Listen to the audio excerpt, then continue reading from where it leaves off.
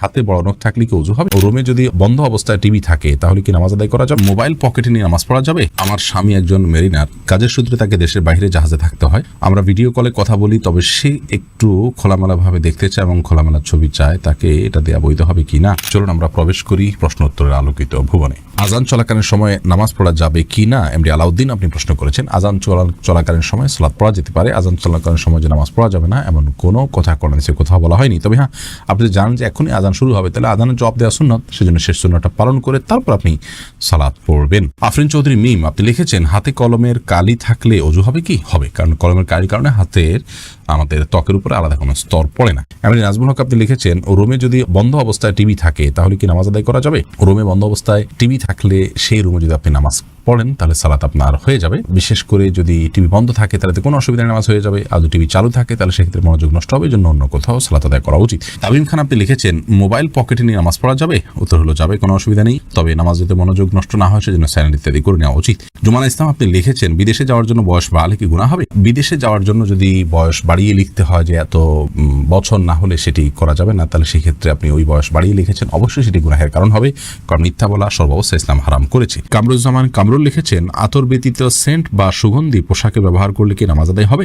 আতর ছাড়া যদি সেন্ট বা সুগন্ধি স্প্রে আপনি ব্যবহার করেন, এটা ব্যবহার করে একটু বিলম্বে নামাজ পড়াটা উচিত। আমাদের অনেকে মনে করেন যে এটাতে যে অ্যালকোহলটা আছে সেটা নাপাক, অনেক ওলামা ইকরাম এটা মনে করেন, যার কারণে কিছু সময় পরে নামাজ পড়লে সেটা বাষ্প হয়ে চলে যাবে, তারপর নামাজ হয়ে যাবে, কোনো অসুবিধা নেই। অবশ্য এই ক্ষেত্রে যে সমস্ত ওলামা ইকরাম বলেন যে না এটা নাপাক নয়, এই অ্যালকোহল নাপাক নয়, এটা এক ধরনের কেমিক্যাল, তা সেই মতটা আমাদের কাছে অধিকতর যুক্তিসঙ্গত মনে হয়। সাদিয়া মেহজাবিন তুরনা আপনি লিখেছেন, হাতে বড় নখ থাকলে কি ওযু হবে? হাতে যদি বড় নখ থাকে তাহলে সেক্ষেত্রে এটি অন্যায় কথা, এটা গুনাহের কথা, কারণ মুসলমান নবী করিম সাল্লাল্লাহু আলাইহি ওয়াসাল্লামের যে সুন্নাতে দায়েমা বা সুনানুল ফিতরা সেগুলোর উপরে আমল করার চেষ্টা করবে। হাতে বড় নখ রাখা উচিত নয়, কিন্তু যদি বড় নখ থাকে এবং তিনি ওযু করেন, ওযু হয়ে যাবে, সেটা সম্পূর্ণ ভিন্ন বিষয়। মুসলিম আমুন আপনি আইডি থেকে লিখেছেন, আমার স্বামী একজন মেরিনার, কাজের সূত্রে তাকে দেশের বাইরে জাহাজে থাকতে হয়। আমরা ভিডিও কলে কথা বলি, তবে সে একটু খোলামেলা ভাবে দেখতে চায় এবং খোলামেলা ছবি চায়, তাকে এটা দেয়া বৈধ হবে কিনা? বোন, এ বিষয়ে উত্তর হলো যে স্বামী স্ত্রী একে অন্য দ্বারা উপকৃত হতে পারবেন এবং একে অন্যের শরীরের যে কোনো অংশ থেকেই যে জৈবিক চাহিদা আছে সেটা পূরণ করতে পারেন, সেটা দেখার মাধ্যমে হতে পারে।